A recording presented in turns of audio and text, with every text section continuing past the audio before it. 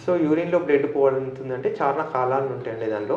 First thing ఏందంటే most common యూరిన్‌లో ఏమైనా infections ఉన్నాయా లేదా అని చూసుకోవాలి. ముఖ్యంగా వుమెన్‌లో అంటే లేడీస్‌లో యూరిన్‌లో ఇన్ఫెక్షన్ అనేది నార్మల్‌గా ఉండొచ్చు. సో వాళ్ళలో ఏమన్నా యూరిన్ ఇన్ఫెక్షన్ ఉంటే ఇట్లా బ్లడ్ లాగా కనిపించే అవకాశాలు ఉంటాయి. సెకండ్ థింగ్ ఏంటంటే ఏమన్నా స్టోన్స్ ఉన్నా కూడా యూరిన్‌లో అట్లా బ్లడ్ లాగా అప్పుడప్పుడు వచ్చే అవకాశాలు ఉంటాయి. సో ఎవరికైనా పెయిన్ ఉండి మధ్యలో ఇట్లా యూరిన్‌లో బ్లడ్ వస్తే మాత్రం డెఫినిట్‌గా స్కాన్ చేసుకొని ఏమైనా కిడ్నీలో స్టోన్స్ ఉన్నాయా? లేకపోతే అది ఏమైనా అబ్స్ట్రక్ట్ చేసి యూరేటర్‌లో ఏమైనా స్టోన్స్ అట్లా ఇబ్బంది చేసి బ్లడ్ వస్తుందా యూరిన్‌లో లేదో చూసుకోవాలి. థర్డ్ థింగ్ ఏంటంటే మెన్‌లో ఒకవేళ వయసు అయితున్న కొద్దిగా 50, 60 ఇయర్స్ దాటిన కొద్దీ ఏమైనా యూరిన్‌లో బ్లడ్ వస్తే మాత్రం ఏమైనా మాలిగ్నెన్సీస్ లాంటిది లేకపోతే క్యాన్సర్ లాంటిది ఉందా లేదా డెఫినిట్‌గా ఎవాల్యుయేట్ చేసుకోవాలి. ఫోర్త్ థింగ్ ఏమైనా చిన్న ట్రామా ఏమైనా పెల్విక్ ఆర్గన్స్‌కి చిన్న ట్రామా జరగడం వల్ల కూడా యూరిన్‌లో బ్లడ్ లాగా అనిపించచ్చు. దానికి మనం ఎక్కువ టెన్షన్ పడాల్సిన అవసరం లేదు. ఏమైనా స్కాన్ ఇట్లా చేసుకొని ఎక్కడైనా లీకేజ్ అవుతుందా? లేకపోతే ఏమైనా కారణాలు ఉన్నాయా లేదా అని చూసుకోవాలి.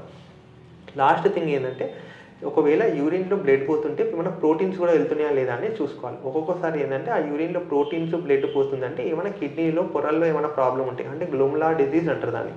అలా ఏమైనా ప్రాబ్లమ్స్ ఉన్నా కూడా యూరిన్‌లో అప్పుడప్పుడు అలా బ్లడ్ పోయే అవకాశాలు ఉంటాయి.